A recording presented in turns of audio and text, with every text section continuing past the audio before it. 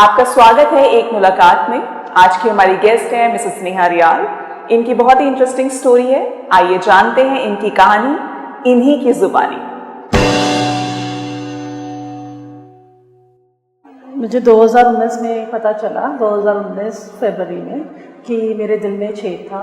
छेद से मुझे क्या हो रहा था कि 3 महीने पहले नवंबर 2018 से लेकर फरवरी 2019 तक मुझे काफ़ी देर तक छाती जाम, नज़ला, छाती में दर्द, सांस फूलना, वो रहा, दिक्कत रही। पूरे 3 महीने लगभग मैं इससे जूझती रही। लोकल डॉक्टर से मेडिसिन लिया मैंने। मैं खरड़ में रहती हूँ, तो वहाँ पे खरड़ मोहाली सभी डॉक्टर से दवाइयाँ ली, बट कोई फ़र्क नहीं पड़ा। फिर आखिर में मैं फोर्टिस हॉस्पिटल गई। फोर्टिस में डॉक्टर रजत कुमार गुप्ता हैं, वो बच्चों के डॉक्टर हैं।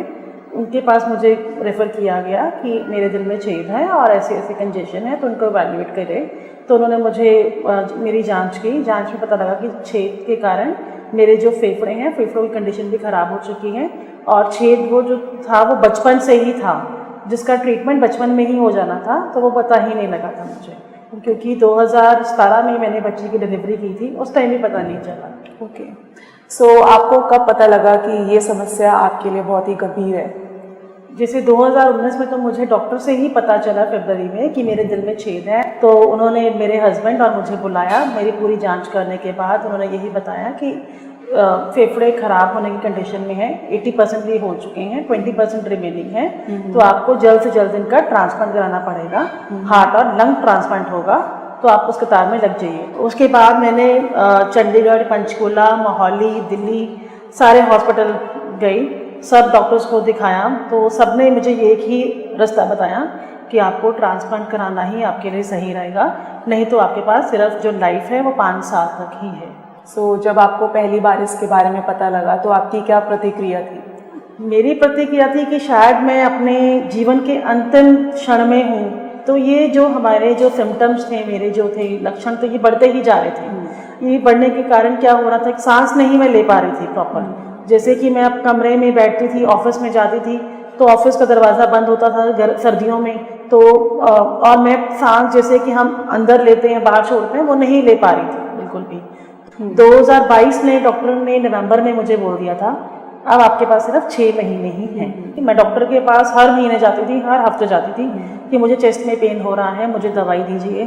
तो वो मुझे कभी डोलो देते थे, कभी मुझे तसल्ली देते थे कि नहीं मैम आप ठीक हो, आपकी इस बीमारी से ही आपकी चीज़ें आगे बढ़ रही हैं, तो आपको हमने बोल ही दिया कि आपको ट्रांसप्लांट कराना है, तो ये चीज़ें नहीं ख़त्म होंगी, ये बढ़ती ही जाएंगी, तो आपको जाना ही पड़ेगा। जैसा कि आपके लिए बहुत सारे चैलेंजेस है, या आपके लिए बहुत सारी बड़ी कहते हैं हम चुनौतियाँ थी आपके लिए, तो मैं ये जानना चाहूँगी कि इस वक्त आपकी मुलाकात यीशु मसीह से कब हुई इस दौरान?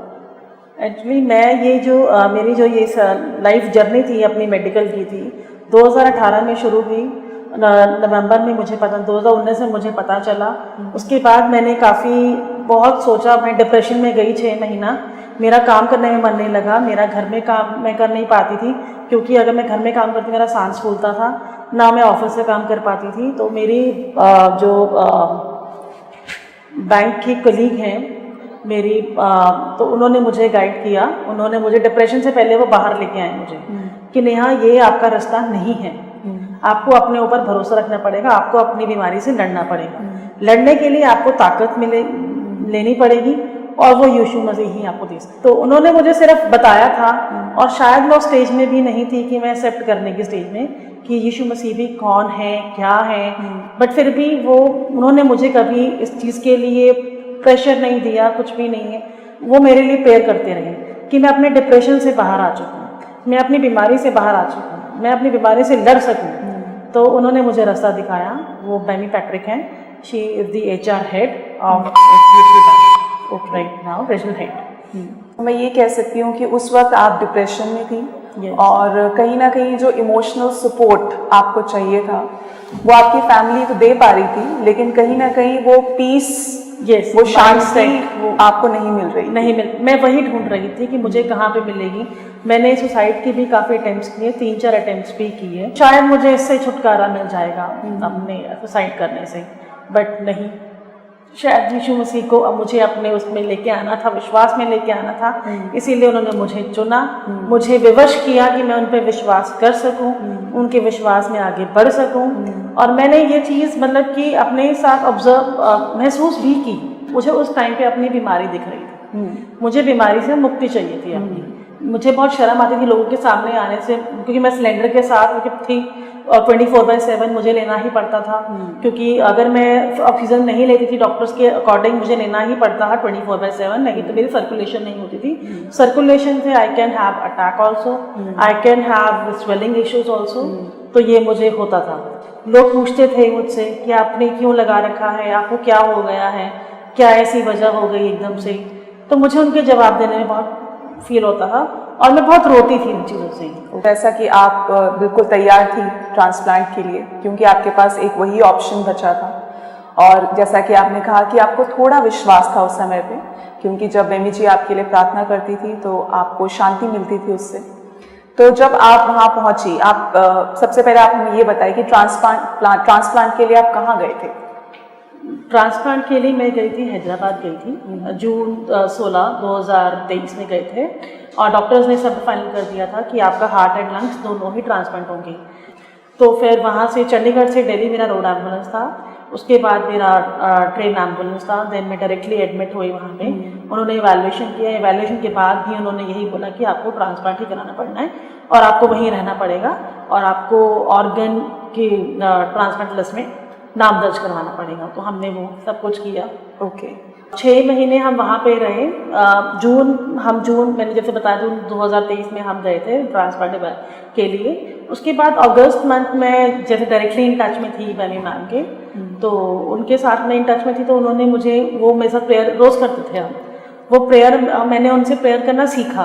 बस उनसे प्रेयर करना ये सीखा, victory in the blood of Jesus, कि यीशु मसीह के नाम में ही जीत है।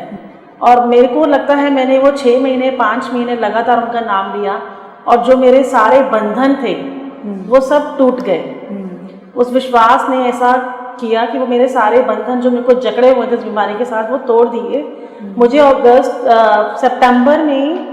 अक्टूबर में क्या, जहाँ पे ट्रांसप्लांट पे लिस्ट में मेरा नाम चढ़ गया था, वहाँ काफ़ी वो कैजुअलिटीज़ हो रही थी ट्रांसप्लांट के बाद, और लोग 7 दिन बाद 10 दिन बाद काफ़ी डेथ हो रही थी। तो मैं बहुत डर गई थी। तो मैंने रात को 11 बजे बेमी मैम को कॉल किया, उन्होंने मेरे लिए प्रेयर किया रात को 11:30 बजे कि नेहा के हार्ट में कोई भी ब्लॉकेज है वो अभी निकल जाए, ड्रेन होके। लिटरली उनकी वर्डिंग्स ये थी मेरे लिए कि हे प्रभु, हे यीशु, जो हम दोनों प्रेयर कर रहे हैं, आपकी शरण में आए हैं, हमें कोई रास्ता नहीं दिख रहा है, इसके हार्ट में जो भी ब्लॉकेज है वो अभी ड्रेन होके निकल जाए, इसके फेफड़े दोबारा से रीलाइव हो जाए, इसको ट्रांसप्लांट की जरूरत न पड़े। उस प्रेयर, और वो प्रेयर ऐसी थी कि वो मेरे कानों में आज तक भी गूंजती है। और उस प्रेयर के बाद मतलब मुझे थोड़ा सा फर्क लगने लगा अपनी बॉडी में चेंज लगने लगा, कि मैं डेली काम करने लगी अपने आप। नहीं तो मैं सपोर्ट लेके करती थी, सिलेंडर लगा के करती थी, तो मैंने धीरे धीरे करके ऑक्सीजन की रिक्वायरमेंट कम होने लगी। और जैसे साथ में साथ क्या हो रहा था कि वहाँ पे डेथ हो रही थी, वो भी दिमाग में था कि हम सारा खर्चा लेके आए हैं यहाँ पे, सब मतलब कि इसी होप से आए हैं कि नई लाइफ मिलेगी। तो फिर मैंने फ्रेंड को कांटेक्ट किया कि ऐसे डेथ हो रही है। उन्होंने मुझे बताया कि आप एक बार अपोलो चेन्नई जाइए, वहाँ एक बार इवैल्यूएशन कराइए। फिर मैं अपोलो चेन्नई मैंने टिकट बुक किया और मैंने वहाँ पर इवैल्यूएशन करवाया। वहाँ मुझे पता चला कि मेरे हार्ट का होल 80% क्लोज हो चुका है। ओके और तभी मैं अपने काम कर पा रही थी बहुत इजीली, बिना किसी मदद के। तो वहाँ डॉक्टर्स ने मुझे देख के हैरान थे कि आप 6 महीने कब आए हो यहाँ पे। मैंने कहा मैं जून महीने आई हूँ हैदराबाद में, आपका तो हार्ट का होल क्लोज है। मेरे जो ऑक्सीजन की लेस रिक्वायरमेंट करके जो कमी थी अंदर बॉडी में, उस करके मेरे हार्ट का साइज डबल हो चुका था, राइट साइड का, वो नॉर्मल में आ चुका था। ओके वो एक्चुअली वो 60 की एज के बाद होता है इन एवरी ह्यूमन बीइंग, लेकिन वो नॉर्मल हो चुका था मेरी एज में। That was 60 because of less requirement and oxygen in my body, but वो 6 महीने में नॉर्मल हो चुका था। ओके तो मेरे हस्बैंड और मैं शॉक थे कि हार्ट का होल भी 80% क्लोज हो चुका है और मैं बहुत अच्छे से ब्रीथ कर पा रही थी, ब्रीथ आउट कर पा रही थी, अच्छे से मैं स्टेयर्स चढ़ पा रही थी, स्टेयर्स में कभी नहीं चढ़ी। 5 साल से मेरा जो लिमिटेशंस हो गई थी काम की, वो मैं अच्छे से कर पा रही थी, चलती थी, फिरती थी, बात करने लग गई थी। तो डॉक्टर्स ने कहा कि अब आपको ज़रूरत नहीं है, आप अपना नाम कटवा सकते हैं वहाँ से। नेहा आज बिल्कुल ठीक और स्वस्थ है। नेहा इस बात का जीवित प्रमाण है। आज भी लोग चमत्कारिक ढंग से चंगे हो जाते हैं। एक वक्त था जब नेहा अपने हार्ट और लंग्स के ट्रांसप्लांट के लिए हर रोज हैदराबाद के हॉस्पिटल में किसी के मरने का इंतजार करती थी, ताकि मरने वाले के दिल और फेफड़े उसे दान में मिल जाएं और उसकी जिंदगी बच जाए। लेकिन परमेश्वर की कुछ और ही मर्जी थी। आज नेहा बिल्कुल स्वस्थ है।